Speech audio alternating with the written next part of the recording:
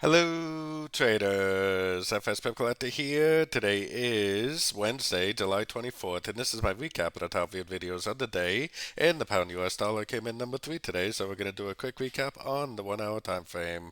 If you'd like to see my full top down analysis on the pound dollar from this morning, make sure you check out the video linked at the end of this video over here.